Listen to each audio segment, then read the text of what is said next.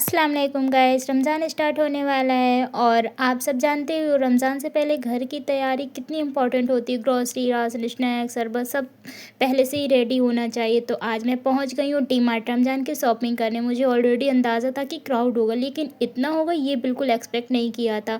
जैसे ही मैं यहाँ पहुँची, बाहर का सीन देख के मैं शॉक हो गई। इतना ज़्यादा क्राउड था कि अंदर का सोच के ही डर लग रहा था। लोग ट्रॉली के साथ लाइन में खड़े थे, पार्किंग फुल थी और सबके चेहरे पे एक ही मिशन था, रमज़ान शॉपिंग।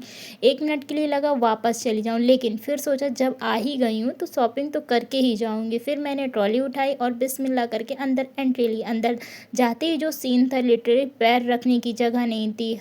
हर काउंटर पे भीड़, इतनी ज़्यादा क्राउड हो रहा था, ऐसा लग रहा था जैसे पूरा शहर आज ही ग्रॉसरी लेने आया हो। सामान को आराम से देखना तो दूर, प्रॉपर्ली चेक भी नहीं कर पा रही थी। जो सामान हाथ में आ रहा था वही ट्रॉली में डाल ले रही थी। सबसे पहले मैंने आटा और चावल, फिर दाल, चना, राजमा, खजूर तो सबसे इम्पॉर्टेंट है इफ्तार के लिए, तो वो भी ली। शरबत के लिए कुछ चीज़ें ली, फिर बेसन पकौड़े के लिए ऑयल, शुगर, ड्राई फ्रूट, थोड़ा थोड़ा सब स्टॉक लिया मैंने।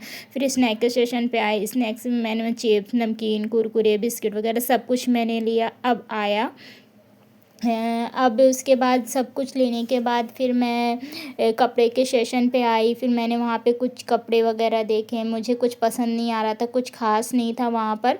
फिर एक शर्ट मुझे पसंद आई। जब मैंने उसे ट्राई किया तो देखा तो बहुत ही स्मॉल साइज़ था, तो फिर मैंने उसे भी रख दिया।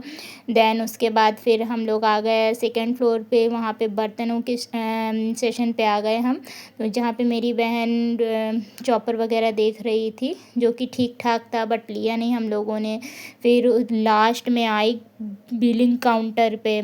अब आया सबसे बड़ा टास्क, बट बिलिंग काउंटर पे जहाँ पे हम लोग आए थे वहाँ पे ईज़िली बिलिंग हो चुकी थी। फाइनली मेरी भी बारी आई और सारी बिलिंग अच्छे से हो गई। अब मैं अपने रूम वापस आ गई हूँ। सच बताऊँ तो काफ़ी थक गई हूँ, लेकिन दिल बहुत खुश है कि रमज़ान से पहले सारी ज़रूरी शॉपिंग हो गई। अब बस इंतज़ार है उस मुबारक महीने का। आप लोगों ने रमज़ान की शॉपिंग कर ली क्या? और आपके यहाँ भी इतना क्राउड था या सिर्फ मेरे ही शहर का ये हाल था?